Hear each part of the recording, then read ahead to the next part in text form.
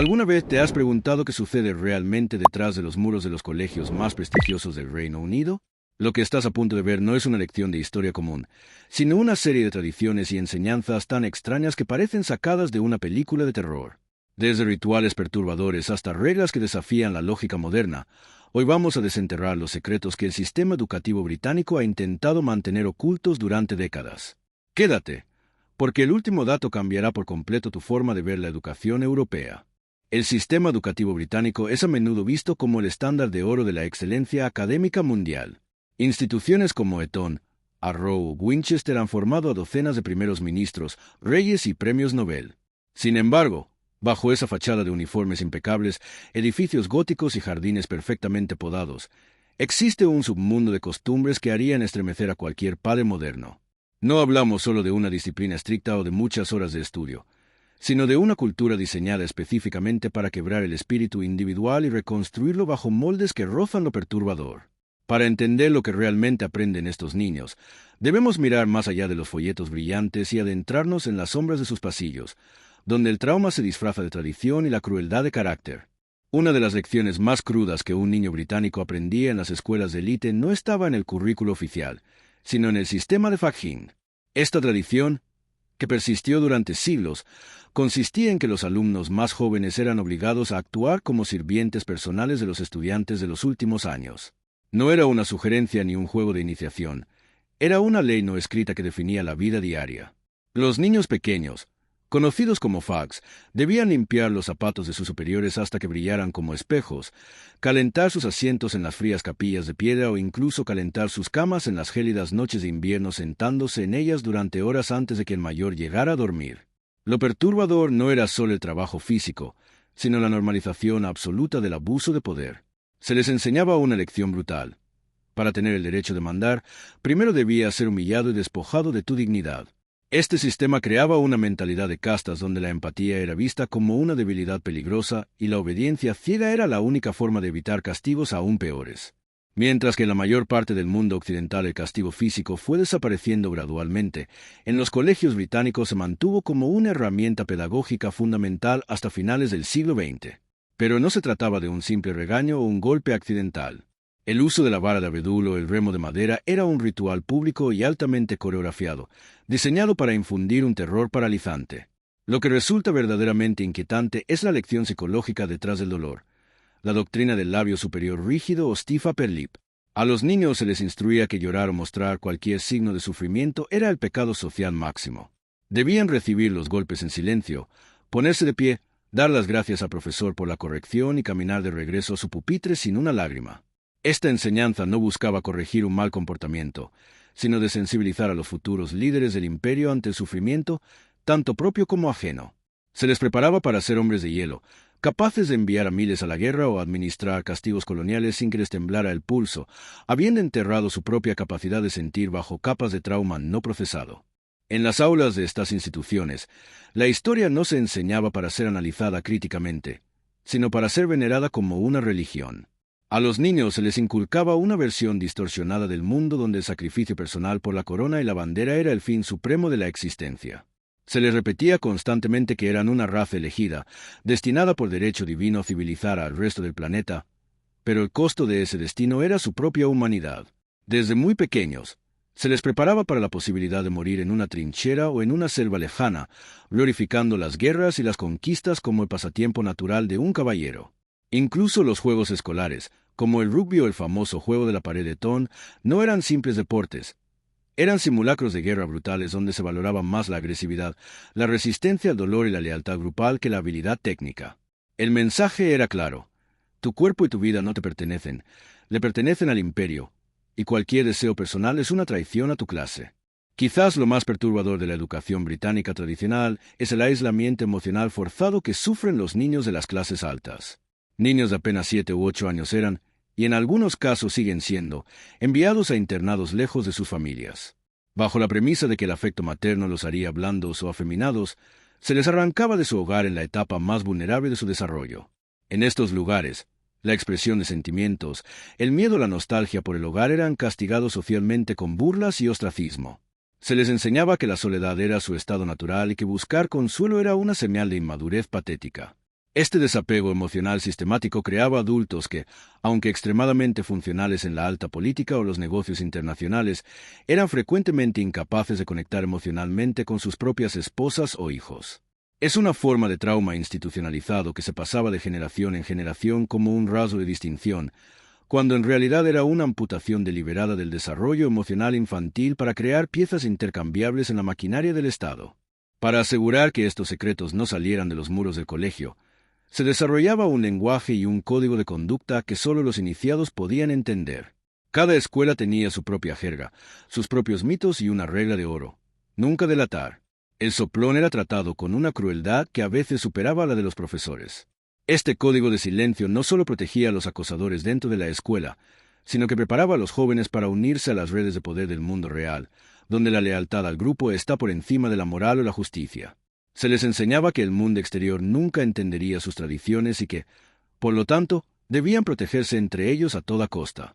Esta mentalidad de nosotros contra ellos es la que ha permitido que muchas de estas prácticas perturbadoras se mantuvieran ocultas durante siglos, creando una élite que se siente intocable y que opera bajo sus propias reglas, desconectada de la realidad del ciudadano común. Aunque muchas de las prácticas físicas más extremas, como los brutales castigos con la vara o el remo que antes eran una rutina aceptada, han sido finalmente prohibidas por ley en el Reino Unido, la esencia fundamental de esta particular, a menudo, perturbadora educación de élite no ha desaparecido del todo. De hecho, ha mutado, adaptándose a los tiempos modernos. Ya no se trata de golpes directos o de la humillación física explícita, pero el trauma que genera se ha vuelto más sutil, insidioso, en muchos sentidos no menos efectivo para moldear las psiques de los futuros líderes. Hoy en día, el arma principal es la presión psicológica constante. La búsqueda incansable de la perfección académica y extracurricular se convierte en una carga asfixiante desde edades muy tempranas.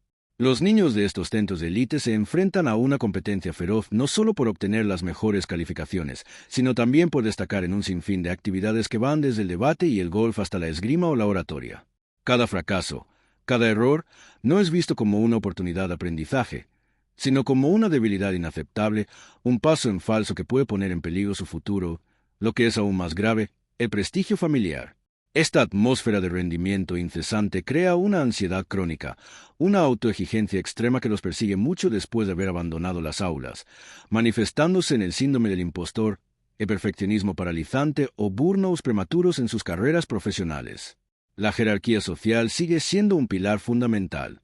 Aunque el fagging sistemático haya sido erradicado, las dinámicas de poder entre los alumnos, basadas en la antigüedad, la familia o el éxito académico / deportivo, continúa generando un ambiente donde los menos privilegiados o los recién llegados deben ganarse un lugar a fuerza de sumisión o de una demostración excepcional de valía.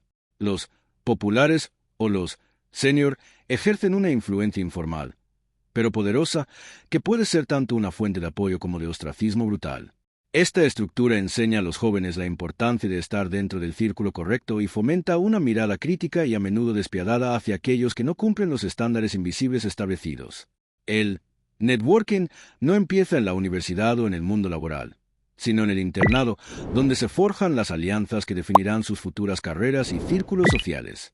A estos jóvenes se les sigue enseñando, de forma implícita y explícita, que su valor como individuos está intrínsecamente ligado a su capacidad para suprimir sus debilidades, mostrarse impasibles y, en última instancia, dominar a los demás. La vulnerabilidad es vista como una carga, la sensibilidad un lujo que no pueden permitirse. La autosuficiencia extrema es la virtud suprema. Se espera que sean los mejores, los más fuertes, los más resolutivos, sin importar el coste emocional.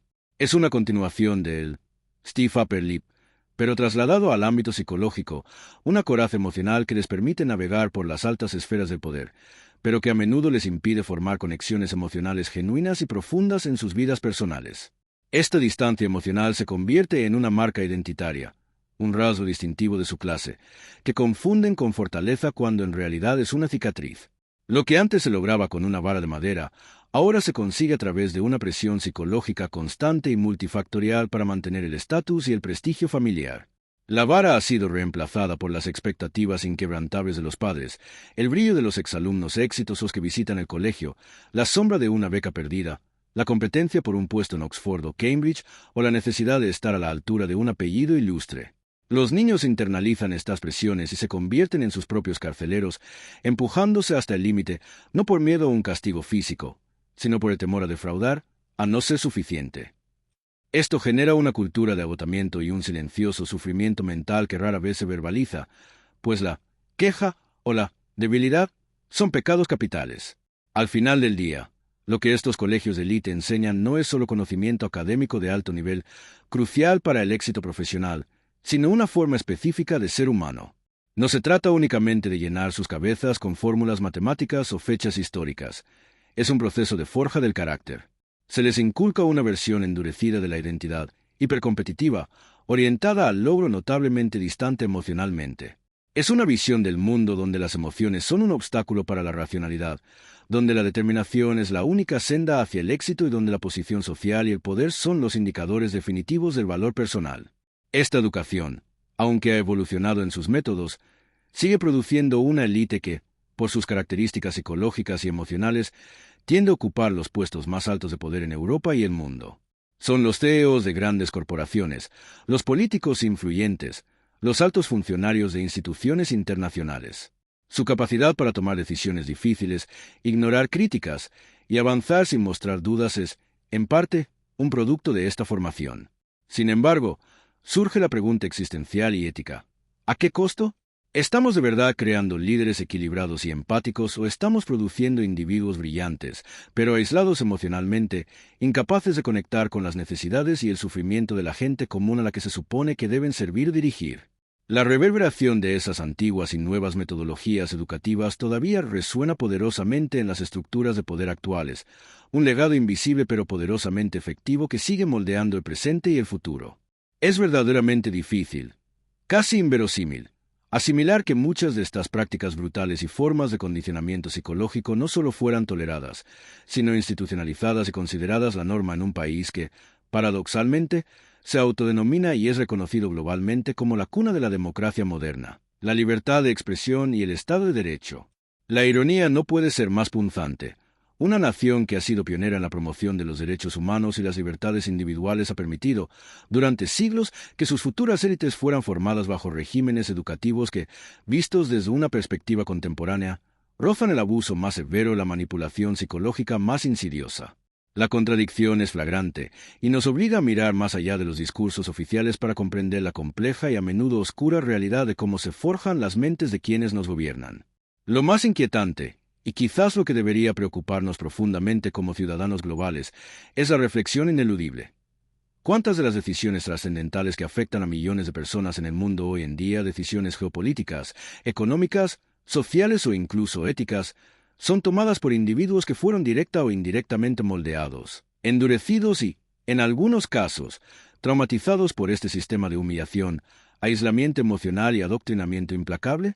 ¿Cómo afecta una infancia marcada por el fagging, los castigos corporales o el labio superior rígido a la capacidad de un líder para empatizar con el sufrimiento ajeno, para tomar decisiones compasivas o para priorizar el bienestar humano sobre la fría lógica del poder y el prestigio? Esta no es una pregunta retórica o trivial.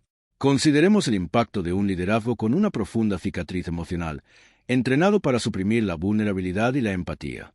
¿Podrían esas experiencias tempranas haber contribuido a una cierta frialdad en la toma de decisiones, a una desconexión entre el poder y sus consecuencias humanas? Alguien educado para ver las emociones como una debilidad podría ser menos propenso a ceder ante la presión pública que exige una respuesta humanitaria, o podría estar más dispuesto a sacrificar a unos pocos por lo que percibe como un bien mayor, sin que le tiemble el pulso. La persistencia de estas dinámicas, aunque evolucionadas, en las instituciones que forman a las élites, plantea serias preguntas sobre la naturaleza misma del liderazgo y la gobernanza en el siglo XXI. La historia nos ha mostrado repetidamente los peligros de líderes desconectados de la realidad emocional de sus pueblos, y este modelo educativo, aunque ya no recurra a la vara, sigue fomentando una significativa distancia afectiva.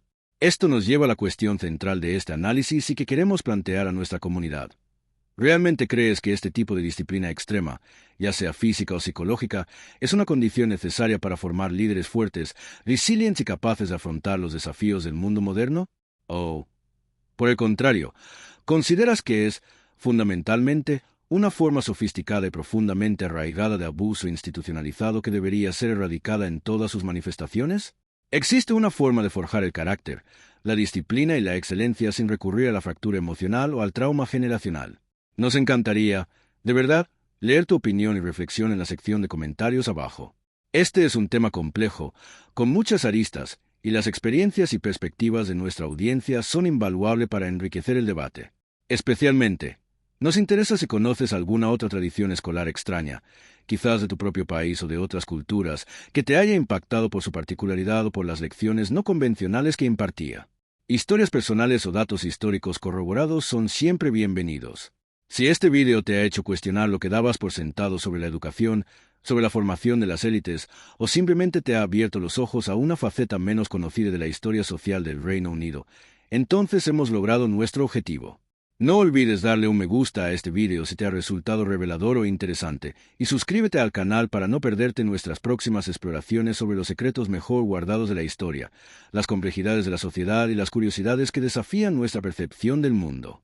Y si quieres seguir descubriendo realidades que a menudo parecen sacadas de una pesadilla o de una distopía, pero que son, o fueron, muy reales, haz clic en el vídeo que aparece ahora mismo en pantalla. Tenemos muchas más historias impactantes esperando ser desveladas. Nos vemos en la próxima historia, donde seguiremos desenterrando la verdad detrás de las apariencias.